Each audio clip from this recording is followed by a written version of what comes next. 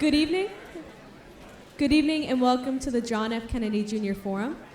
My name is Lyle Seligson and I'm a freshman here at the college, and I'm a member of the JFK Junior Forum Committee here at the Institute of Politics. Before we begin, please note the exit doors, which are located on both the park side and the JFK street side of the forum. In the event of an emergency, walk to the exit closest to you and congregate in the JFK Park. Please also take a moment now to silence your cell phones. You can join the conversation tonight online by tweeting with the hashtag Gordon18Forum, which is also listed in your program. Please take your seats now and join me in welcoming our guests, Professor Rajan and Dean Elmendorf.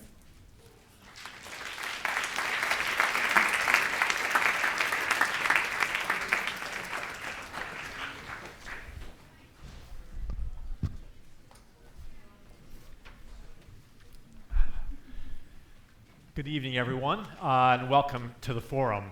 I'm delighted tonight to be here for the 2018 Albert H. Gordon Lecture. I looked up Albert Gordon last weekend.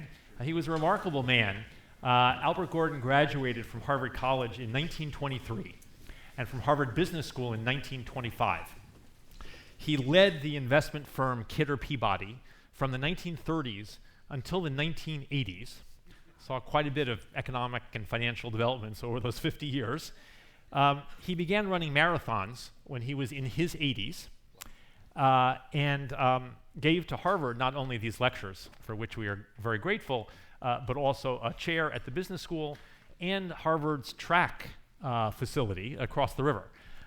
So he had very many different interests. He died in 2009 at the age of 107. So he led a remarkably full life, and we remain very grateful for his generosity. These Gordon Lectures bring to the Kennedy School distinguished experts in international finance and public policy. And we are joined tonight by a very distinguished expert. Raghuram Rajan is the Katherine Dusak Miller Distinguished Service Professor of Finance at the University of Chicago's Booth School of Business. He was the governor of the Reserve Bank of India from 2013 to 2016. A decade earlier, he had been the chief economist and director of research at the International Monetary Fund. Raghu's research has covered many topics with a particular finance on banking, corporate finance, and the role that finance plays in economic development. In 2003, he co-authored a book with economist Luigi Zingales called Saving Capitalism from the Capitalists. In 2010, he published a book called Fault Lines: How Hidden Fractures Still Threaten the World Economy, which won a prize for the best business book of the year. Raghu is a member of the American Academy of Arts and Sciences and of the Group of 30, which is an international organization focused on economic and financial issues. The American Finance Association awarded Raghu the inaugural Fisher Black Prize for the best finance economist under the age of 40. Twice he's received awards for the best central bank governor of the year. So Raju Rajan is a superlative scholar and practitioner of public policy. Please join me in welcoming him to the Kennedy School.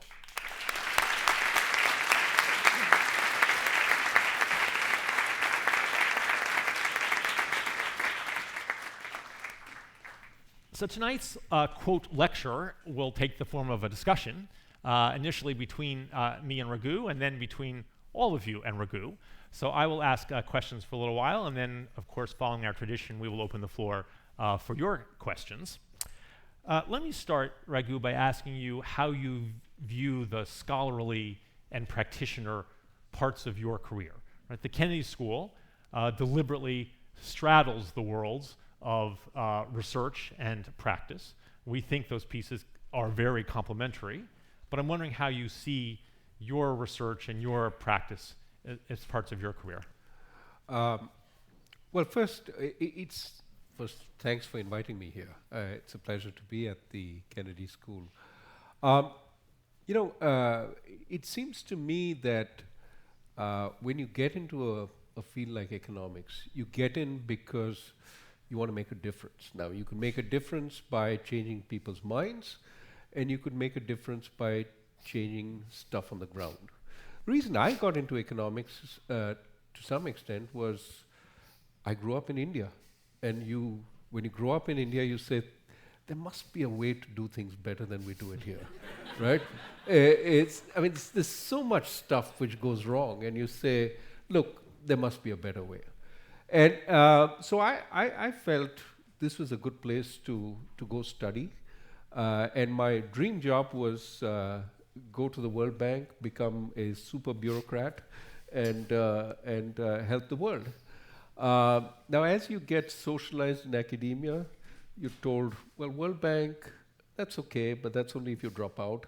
You go, if you really want to change the world, you have these wonderful theories and so on, and people sort of learn about it, and they change the world for you.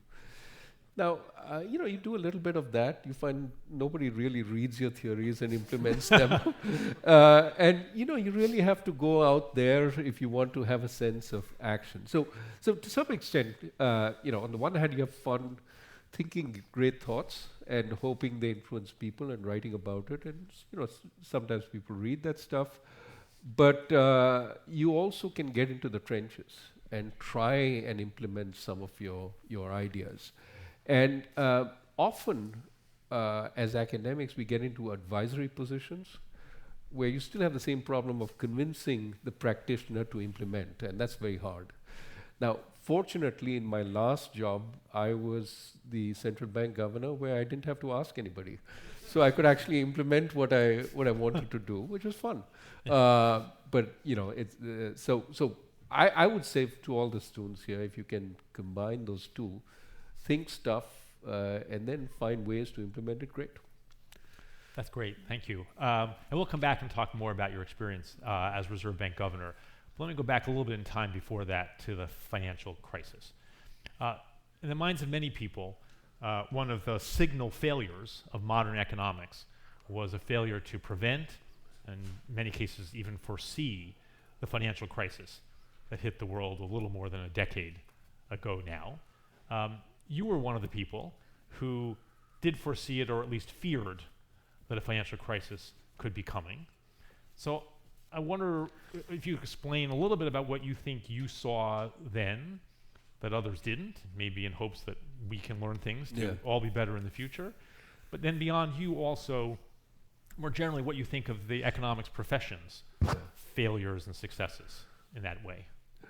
So I was asked by the committee that does the Jackson Hole event, where all the central bankers come together, to write a piece on the glories of the Greenspan era as far as finance went.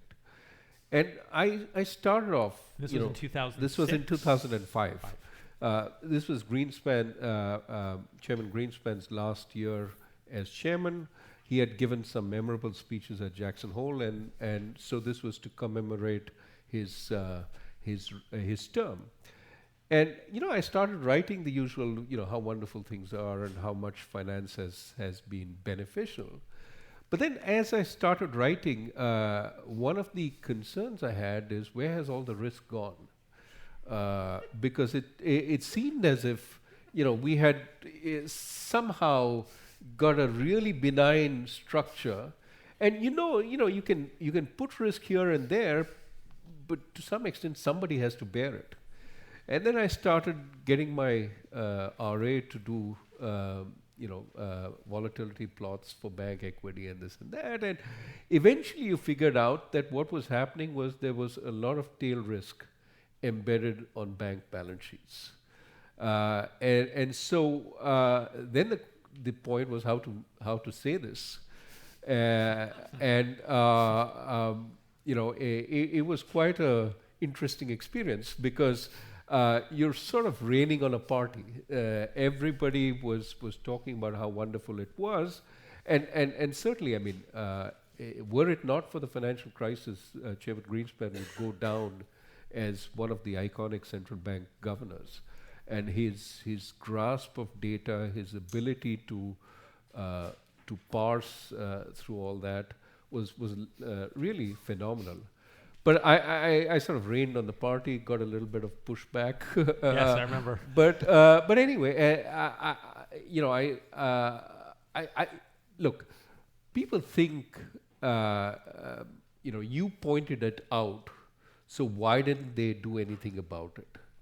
And when you sit on the other side, you realize why you don't do anything about it. Because there's always somebody pointing out this crisis is going to happen, that crisis is going to happen, something else is going to happen. And of course, you have to weigh the chances of something happening and what are the measures you're going to implement to prevent that. And it's a difficult, I mean, it's not that people didn't know that, housing was a potential risk there, that there were a lot of puts being, deep out of the money puts being written by the financial sector.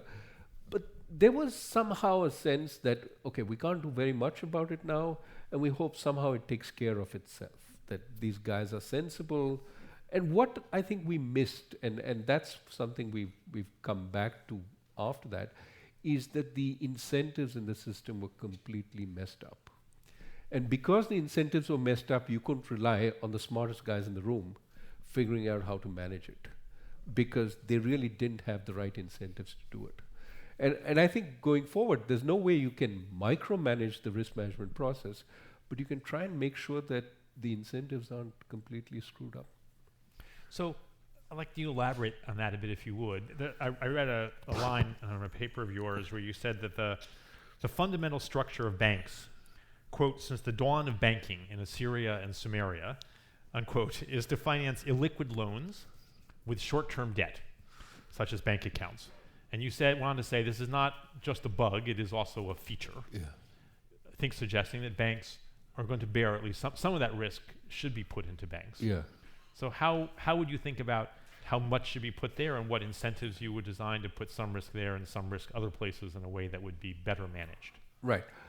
So here's again a very easy solution to the problem that we had during the crisis, right? Oh, it came from people leveraging up with short-term debt. So let's ban short-term debt. Let's make sure that these guys don't finance with short-term debt. Let them finance with really long-term stuff. And yeah, if people want short-term debt, there are other safer providers who can provide short-term instruments. If people want short-term investment instruments, there are others who can do that. The question then becomes, okay, if you make this kind of policy proposal where you're shifting the system towards borrowing more long-term, are there any costs? And the costs come only if you think that there is some value to the kind of structure where I finance longer-term projects with shorter-term debt. Now, the argument that Douglas Diamond at the University of Chicago and I have been trying to make for a number of years is there are some benefits to this kind of structure. And the simplest way of sort of talking about the benefits is to say, what if somebody is investing in very opaque instruments and says to you, give me 10-year financing? You're going to say, you're not going to come back to me for 10 years, and you're going to say, trust me for 10 years. You're going to demand a very high rate of return to fund that kind of stuff. On the other hand, if you say, give me money to finance this long-term investment, but you can check every day whether I pay you back. In fact, you can present on demand, and I'll pay you back if you want your money back. Now, where are you going to trust? You're going to trust more in the second case because you have some control over the process. That's sort of a very crude way of describing the logic that short-term financing can be much cheaper because it can reduce agency problems, it can reduce information problems. The problem, of course, is that you can load up a lot on it. And so there is a balance here that we have to maintain. I think Jeremy's written a bunch of papers where you overload on this stuff. So to prevent that, you may want some regulation, some capital regulation, which says not more than a certain amount. But I think the point is you cannot eliminate risk in the banking system. It's meant to take risk. What you can do is manage it so that it doesn't take excessive risk. And even there, it's always a game that you're as a regulator, you're behind on. But you can do your best. So then that all was not done right. The financial crisis hit. Central banks stepped in many countries to use unconventional measures to initially stabilize markets and institutions, and then later unconventional measures just to ease credit and give economies a boost. And there's been at least a modest amount of criticism of the initial steps, and from my reading, even more criticism of using unconventional policies just to ease credit later. As you think about what central banks have done, Ben Bernanke, Janet Yellen, Mario Draghi, others, do you think they were mostly right to step in the way that they did, or were their critics mostly right? How do you view the monetary policy response to the? So I'm very much for the initial response. I do think Ben Bernanke. I remember once at a Chicago restaurant, Anil Kashyap had taken us out to dinner, and Ben came in, and the restaurant sort of clients sort of stood up and applauded, and I think that was the right response. Here's a guy who sort of saved the the financial system. I think a lot of the measures initially, ad hoc no doubt, but were important to save the institutions, save the markets. Then the question is, what do you do next? And there the central bankers will say, well, we had no option because the fiscal authorities weren't really coming in an adequate way, and we had to put out to generate the kind of revival that was needed. And that's where I think one can be a little more skeptical. Yes, repairing markets was great, repairing institutions were great, but then when you said low for long and this and that and all sorts of ways, you were using a tool which has two sides to it. One side, of course, is enhance economic activity, especially in the interest-sensitive segments. But if those segments are pretty much dead in the water because they've overloaded on debt, then you get the other side, which is the financial excess starting to build up again. And I mean, the jury is still out. We'll wait and see if we can come out of this. See the whole cycle finish before we can come out of this without problems. But at some point, should they have said, we've done what we could, don't expect yet more magic from us, because this distorts asset prices, it distorts risk taking, and it's not generating real activity. It's not for want of another 15 basis points that people are not investing. There's something else that is preventing investment. So it's up to the other guys now. And my worry is that when the central bankers say we're the only game in town, they become the only game in town. They take the pressure off everybody else to act, because somebody doing it. And to some extent, pushing back onto the politicians. Look, you guys, this is a more serious problem. Now, one is there was a cyclical problem. I think there's a larger problem which I talked about in my book, which is the structural problem in industrial economies, the inequality, and that we've done precious little about that in the 10 years since the crisis. And it took the election of 2016 to focus people's attention on that. And I think that I would have been much happier if we'd also started thinking about that side. Yes, I agree. So then following forward in time, 2013 comes, and you have a chance, which you take, to go become the governor of the Reserve Bank of India. So I'm curious, you grew up in India, as you noted, but you then had your highest education in this country and stayed here for a long time before you went back. Had you been following economic events in India? Were there particular things that you think that Indian central banking policy needed that drew you back? And what was it like then to go back to India and to be focusing on their problems in that way? Well, when I left the IMF, a friend of mine who was in the Indian government sort of called me and said, look, now that you've left the IMF, you can actually write a report for us. Why don't you write a report on the financial sector? And this was a report about reforms that we needed to do. And that report went on a shelf and sat there.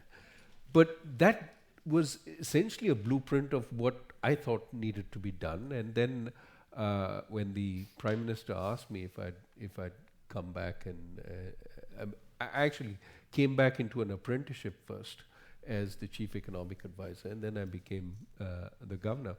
But I had a blueprint of what I needed to do, and I needed a blueprint because we were one of the fragile five, and the Indian rupee lost about 25% of its value.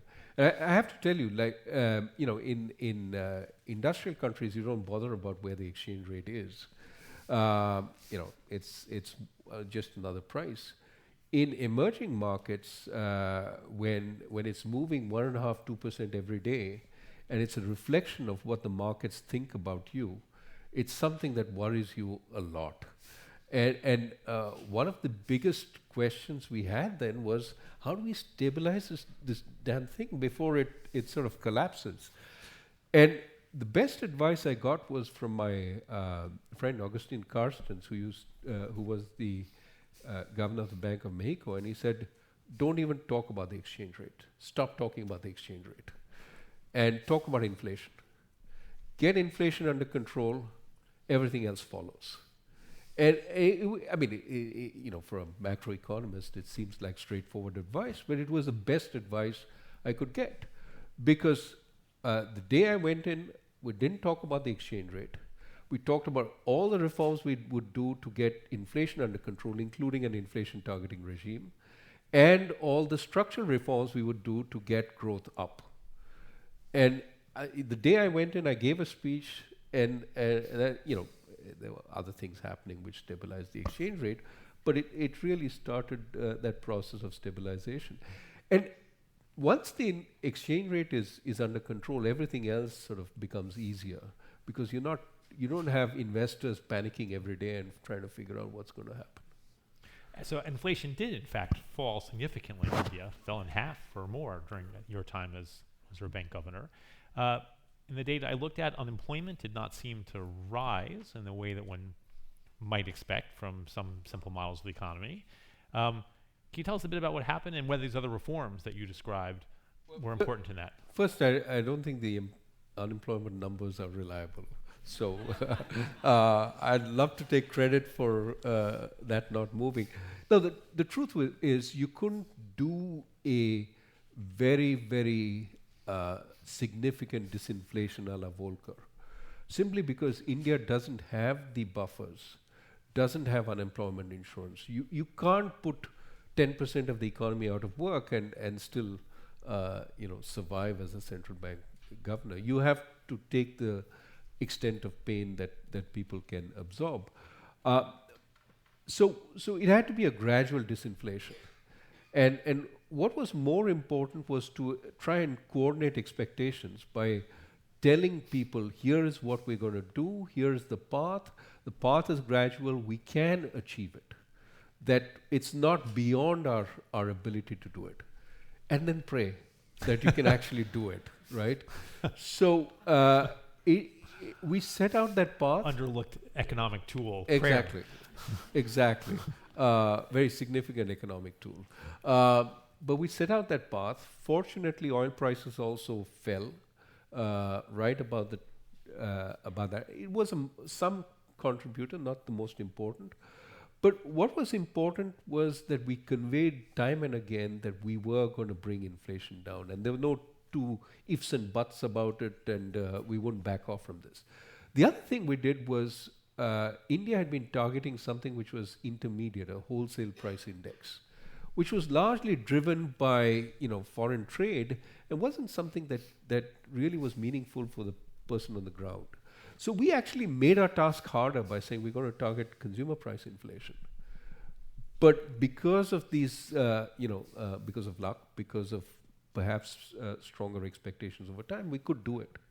And we brought inflation down, then moved into an inflation targeting regime, a formal one.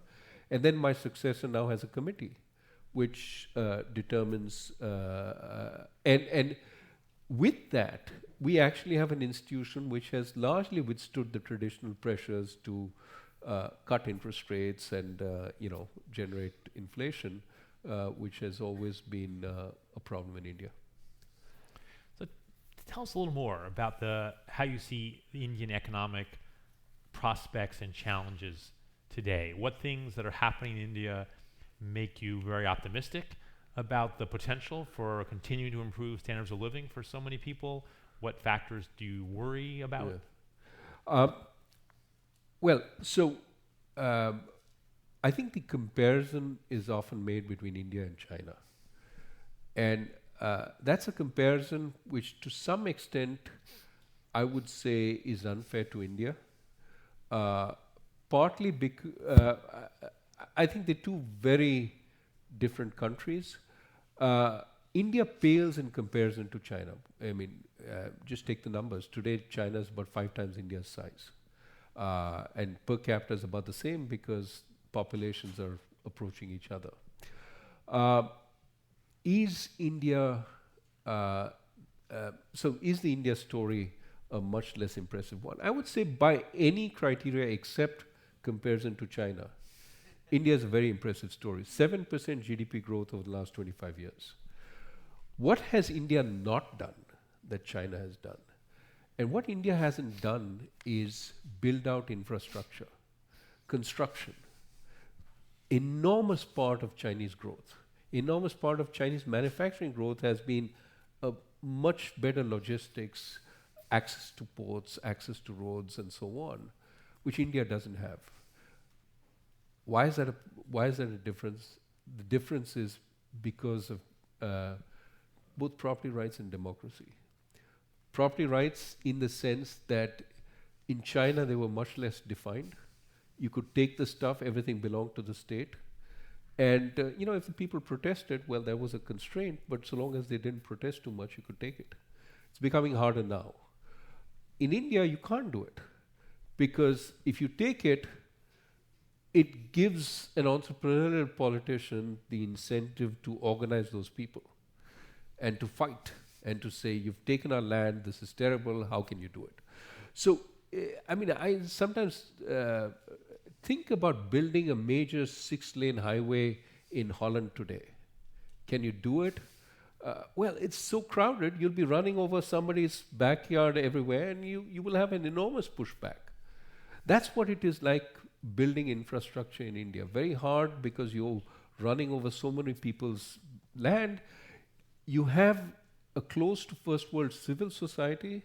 You have very entrepreneurial politicians, but you have a third world administration. And so put that combination together and it becomes very hard to build out, to acquire land, to build those mega projects. Now, at some point, we'll figure out how to do it reasonably. I think we're still sort of working it out. I think there are solutions which are fair, but also don't hold back land. So that part eventually will get right.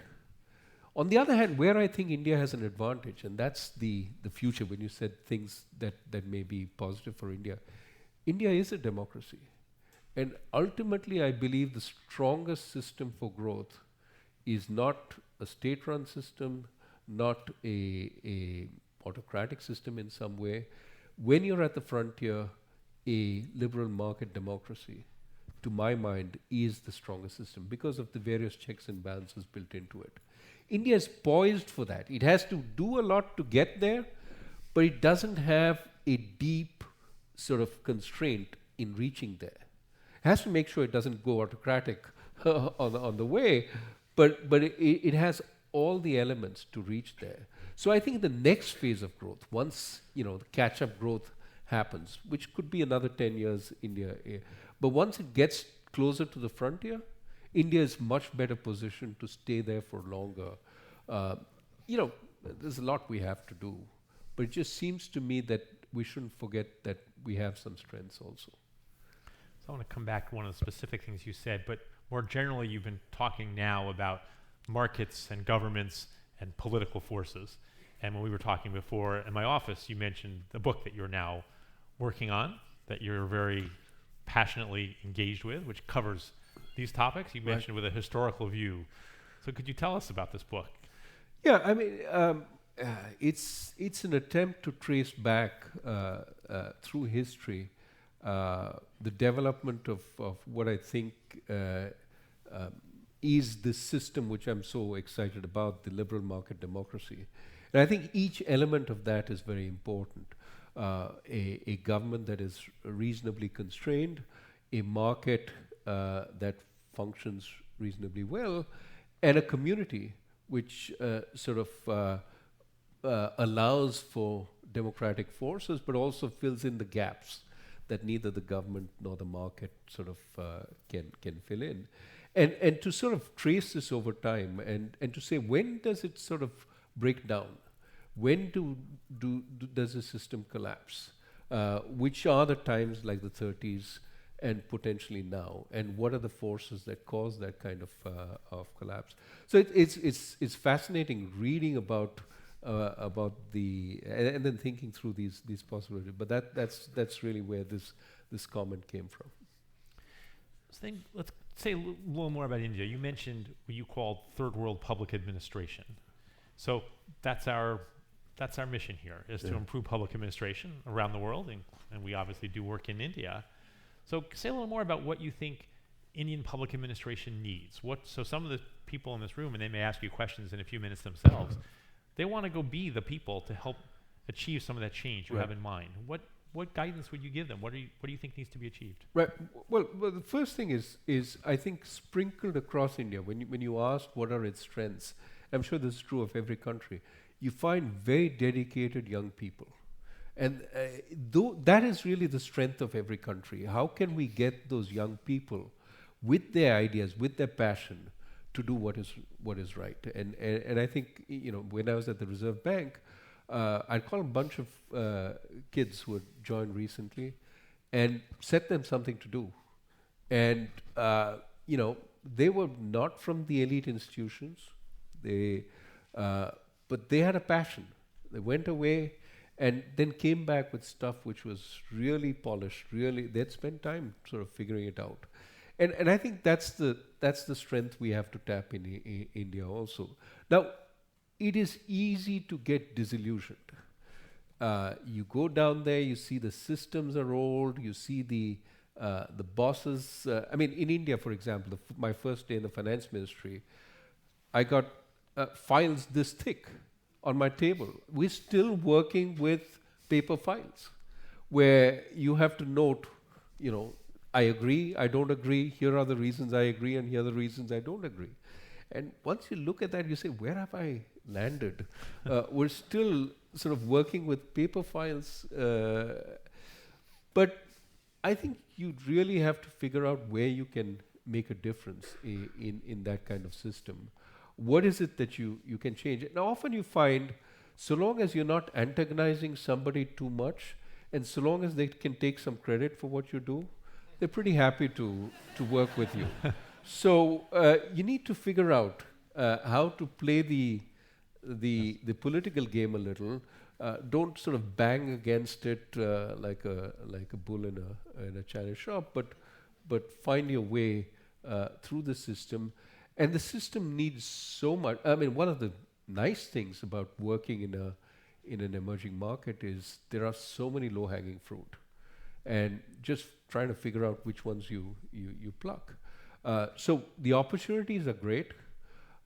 There's a reason they haven't been sort of reaped to some extent. One is just apathy. The other is there are vested interests. You need to figure out what they are. But you can carve a way. And often you find you can go a long way before the vested interests wake up. Before they know it, you've done a fair amount. And then it's maybe too late for them to oppose it. I'll give you one example. This is very... The borrowers in the Indian system, the big borrowers, loved a system of negative real interest rates. Obvious reasons. And the depositors were getting shafted time and again with negative real interest rates. But they had this illusion they were getting 9%. They didn't realize inflation was 10.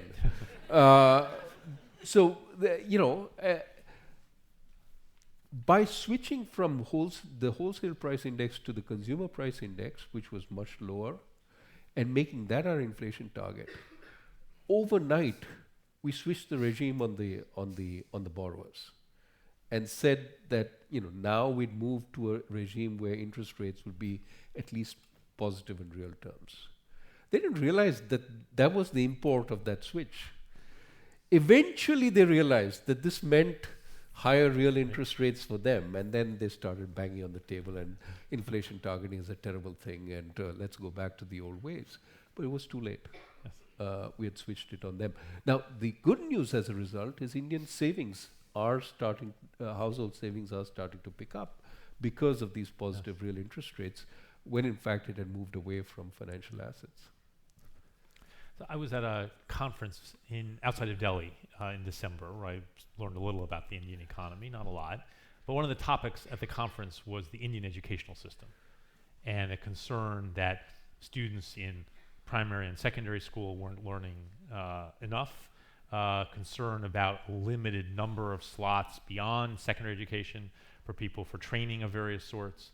Have you thought about this? Did you worry about this when you were there or since then? Absolutely. Actually, I'm involved in an attempt to start up a liberal arts college in India. It's a small attempt at getting at the issue. But we have a deep problem in education. And this is what people who see the IITians coming into the US and smart, well-educated people don't realize that, that's just the creme de la creme. From India, all the kids, all the students here that you have are the best and the finest from India. But that's not what the average Indian is. And here is where, we sometimes suffer from the problems of fads in other countries coming and being transmitted to India.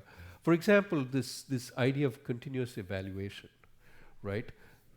Let's do away with exams. Let's evaluate these kids on a continuous basis. That will make for much stronger evaluation. Makes a lot of sense in the lab school, makes a lot of sense in Lexington.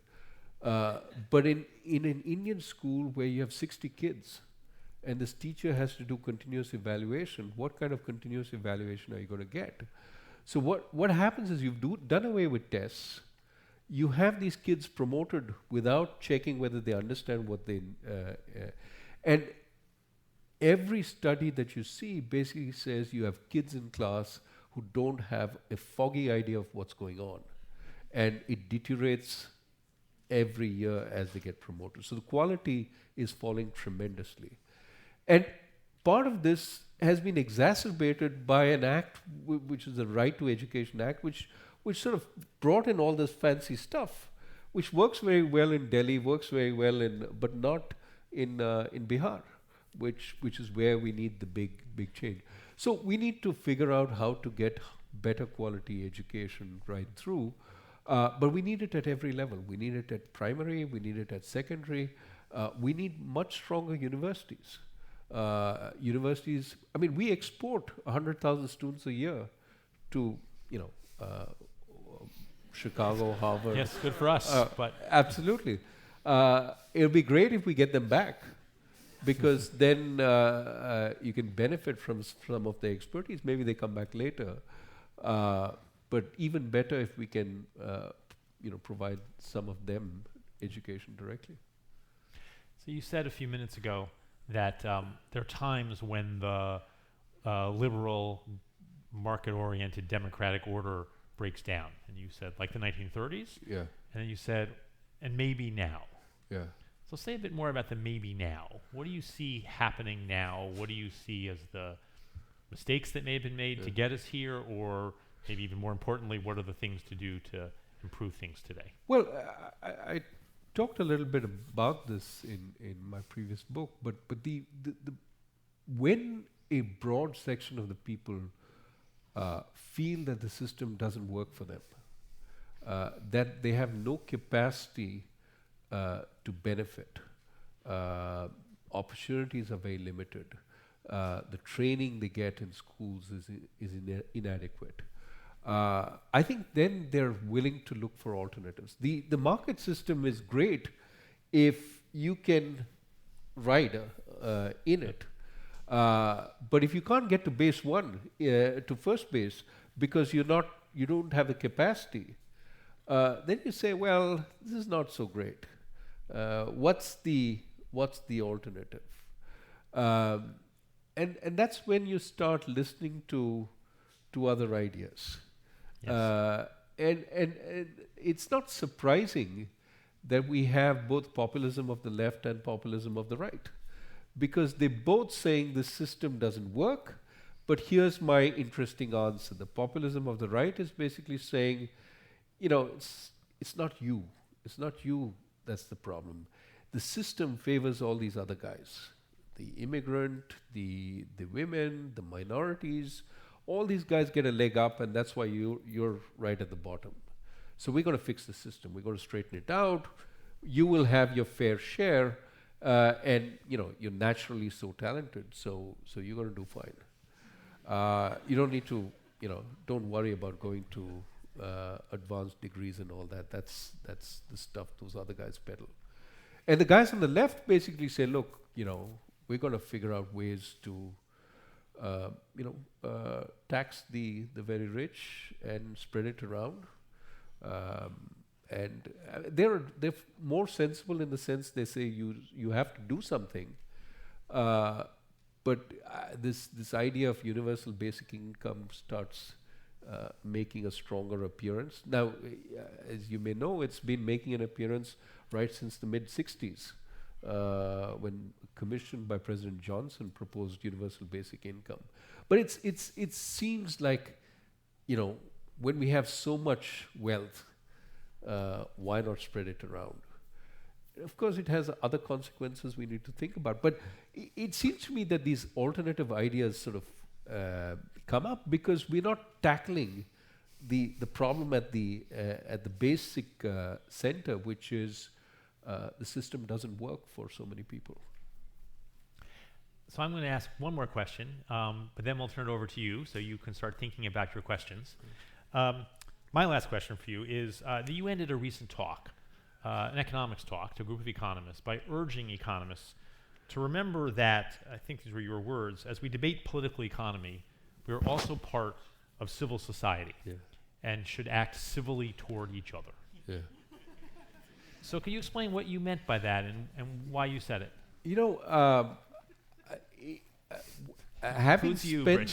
Having spent some time on the other side, right, I realize how little weight politicians and sort of the policy authorities place on what economists say, on evidence, on anything. They really, if it suits their priors, that's great. But otherwise, they don't really pay that much attention.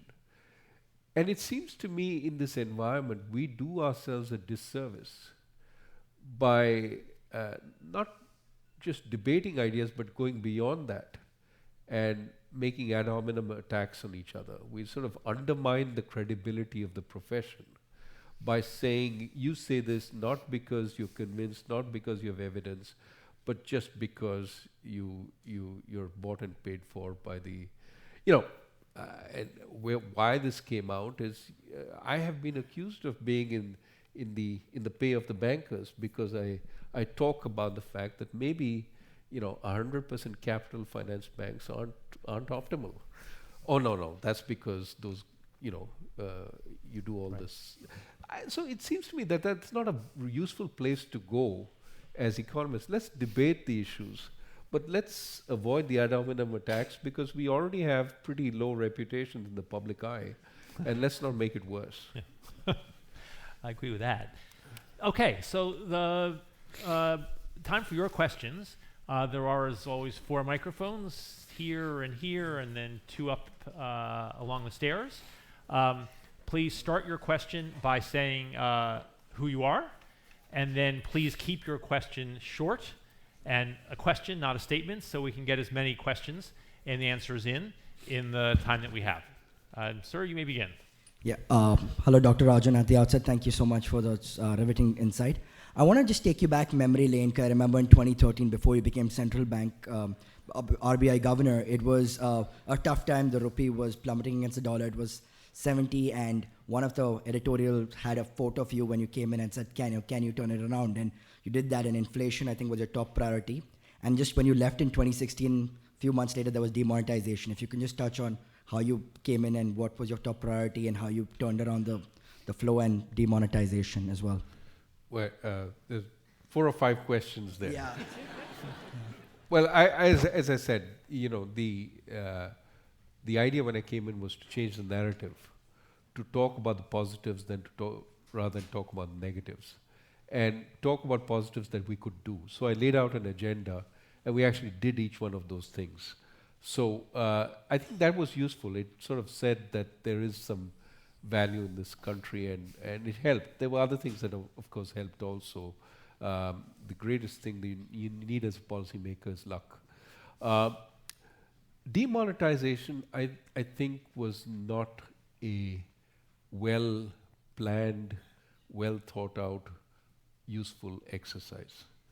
And I told the government that when the idea was first mooted. It seemed to me that people would find their way around. For those who don't know, India sort of demonetized the 500 and the 1,000 rupee note.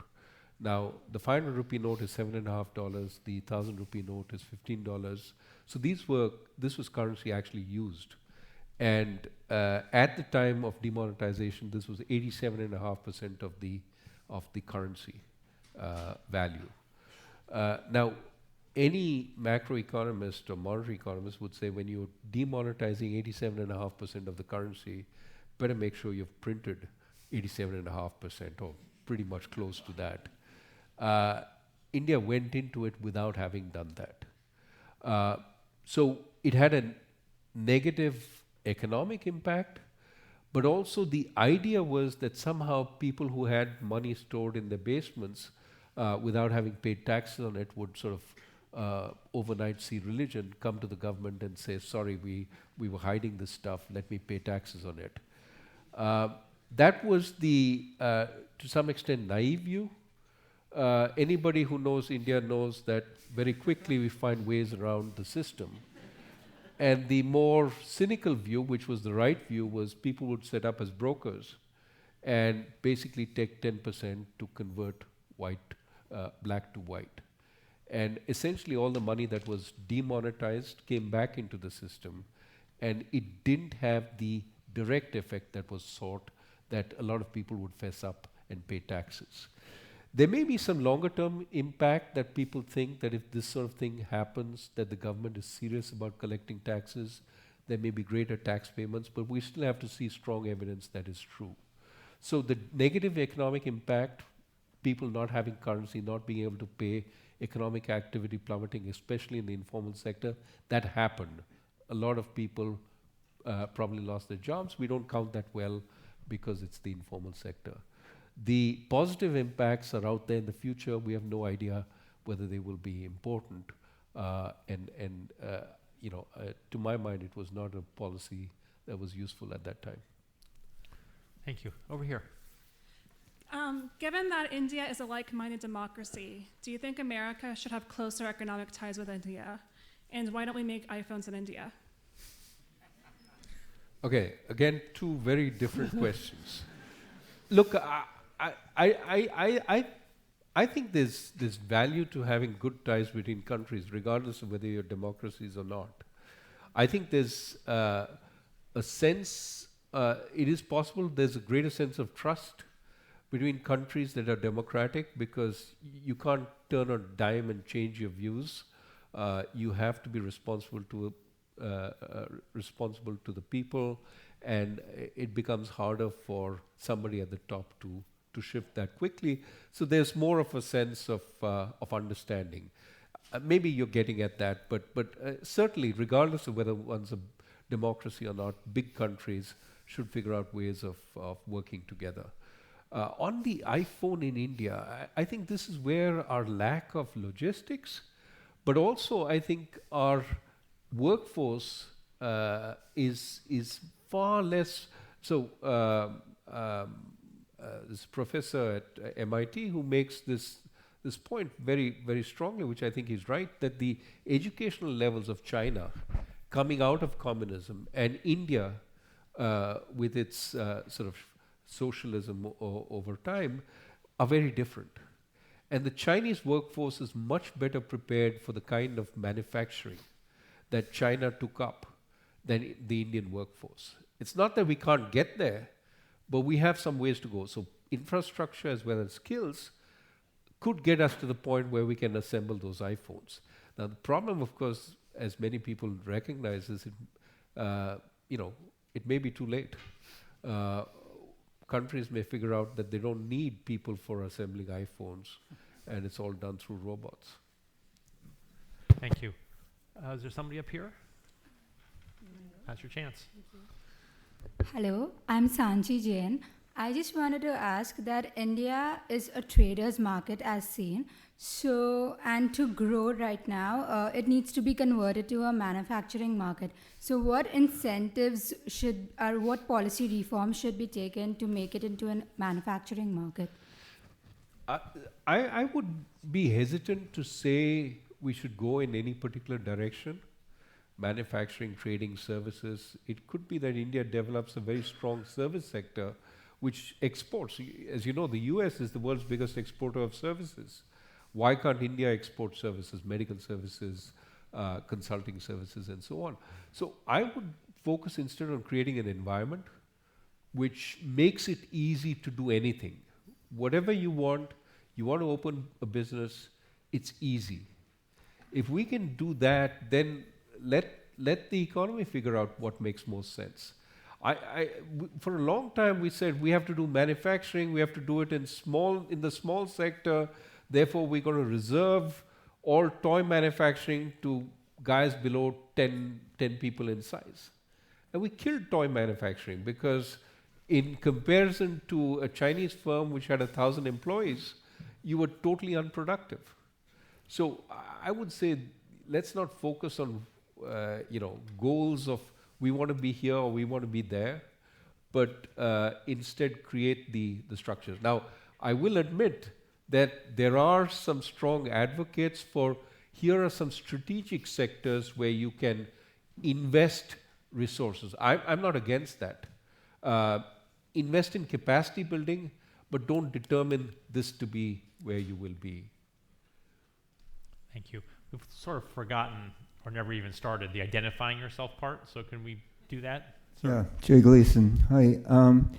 A couple of years ago, you made the interesting observation that excessive political correctness stifles progress, something that I think a lot of people think but don't want to say out loud, at least not until the last presidential election. So what do you think should be done about that? So I'm not sure I made that remark.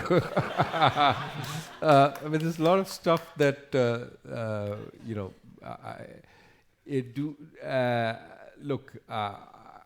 I can see that in the circumstance of a university, you should permit all debate because it is a safe environment and it's very hard to get this kind of environment anywhere else.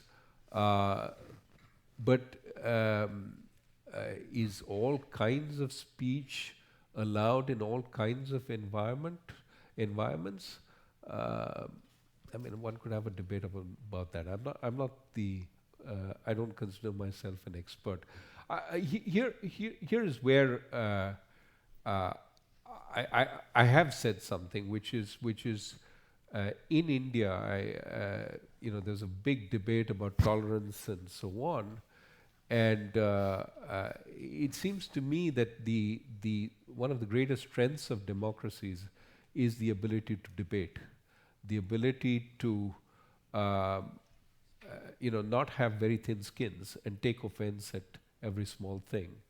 And it seems to me that that combination of tolerance and respect, we need to figure out how to get that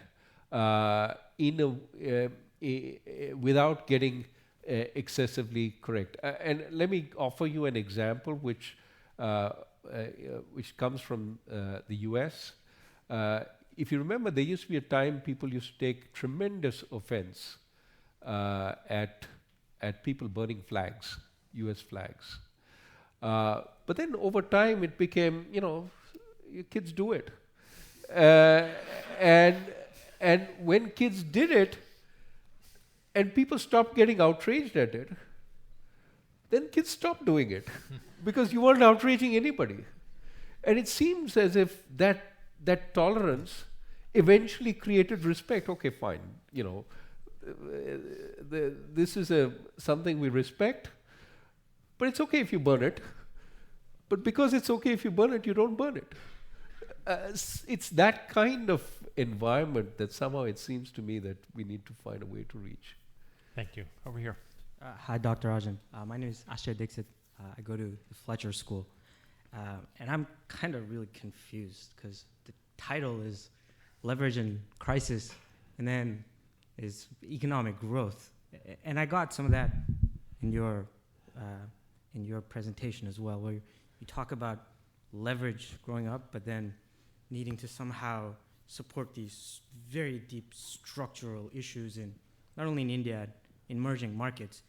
And I'm struggling to think if like infrastructure is the only thing, like it seems reasonable because that's the only thing you can lever up.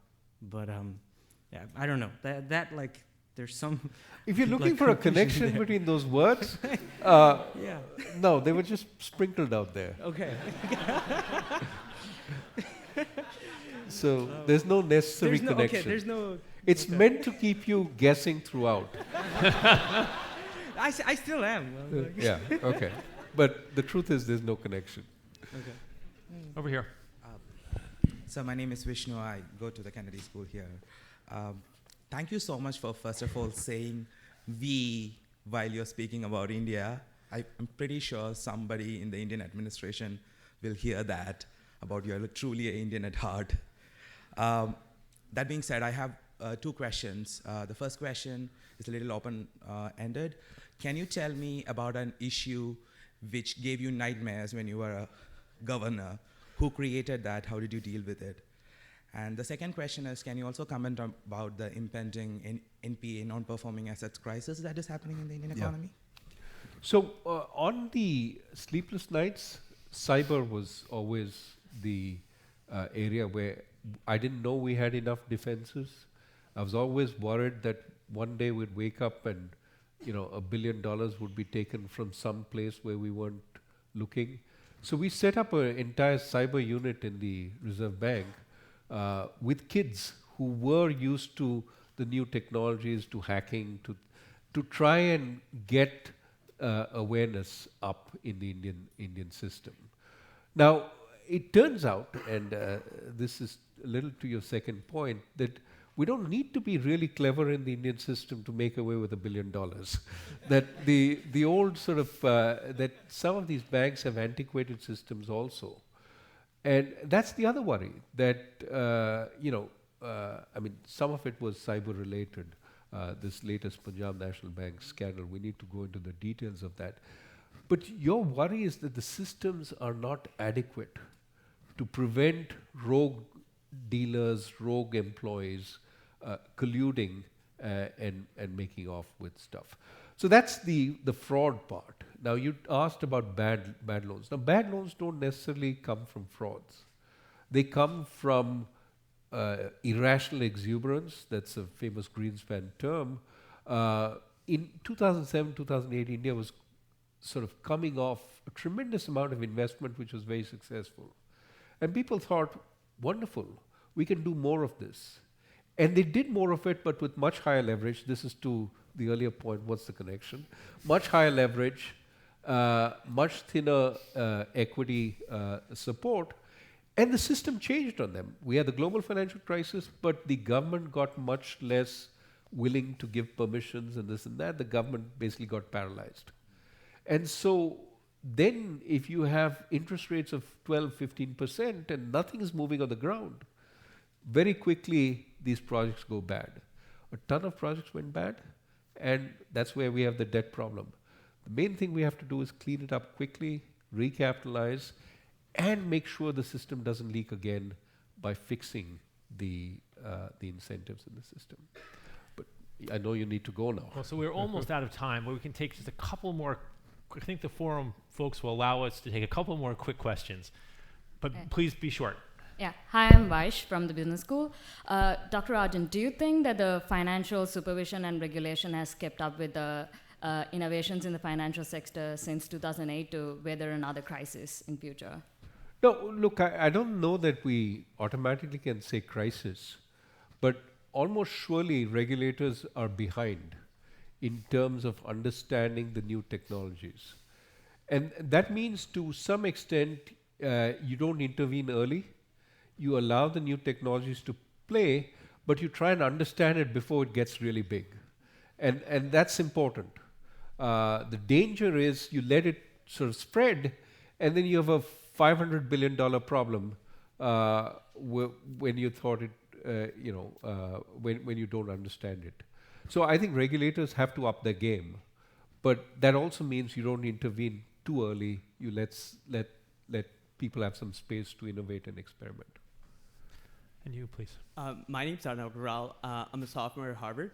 I'm from New Delhi. Governor Rajan, thank you for your time this evening, and more importantly, thank you for your service to our nation. As we've seen with Prime Minister Modi's, goods and services tax, with demonetization, and with, Prime Minister Singh's Aadhaar Act, we've seen these big ideas, but very shoddy implementation on the ground. What do you think that we can do to make sure that our administration can only think big, but also implement properly? Well, join administration, right? It needs more young people like you. But look, I think, the goods and services tax, for example, that is currently being implemented, we'll figure it out eventually. And I think it would be nice if we could implement much better than we do. But at least it's not an unfixable problem. We can work on it. So I won't give up hope at this point on that. Thank you, sir. Hi, Dr. Rajan. I'm Nilotpal. I'm a visiting student from India as well at Harvard. So I had two short questions. First, in one of your interviews, you said that the RBI wasn't consulted at all before demonetization. And on the night of demonetization, the RBI wasn't consulted. So how do you feel about that? Was that one of your reasons for leaving for the second term? And the second question is, after the first quarter dropped to around, say, 5%, below 6% drop, I think you said that this was the negative impact of demonetization, and then the next 2 quarters it rose to like 6.5% and now above 7%. So what would be your response to those who cite these figures saying that the first quarter was just a short-term thing and then eventually demonetization did help the economy? Well, I think you'd have to find some new economic theory to explain how it helped the economy. Mm-hmm. I didn't ever say that I wasn't consulted. In fact, I've made it quite clear that we were consulted and we didn't think it was a good idea on demonetization. And last point about the blip down, I think we will have to ask what the trend growth was and what happened and what the lost growth is. This is an exercise that can easily be done. And most estimates of the cost of demonetization vary between 1.5% to 2% of GDP. So I don't think there's a huge amount of dispute about that. I don't even think the government necessarily challenges that. And it would be a really die-hard government advocate who would say that the growth benefits of demonetization were immediate. I think most people would say they're coming, the supporters of the move. That is coming by changing the incentive to pay taxes. And I would say, yeah, we have to wait and see whether that in fact is true. Thank you. One last question. Hi, I'm Dave from the Kennedy School. What really worries me is the political discourse around job creation, as if there is a magic button that can create X number of jobs. Would love to hear your thoughts about it. Like, is there a better way we should be approaching it? And with regards to India, where do you think the priority is? Is it on the demand side, or should we be focusing on education and the right skill sets? Well, I think we have to work on every dimension. You have to work on improving the skill set of the labor force. You have to improve the ability of people to set up businesses quickly. You have to improve the infrastructure. There's so much stuff that you have to do. There's no magic, I agree with you, there's no magic button. But you have to work on every dimension. And that's what's economic development. Now you can pick certain areas which you can move faster in.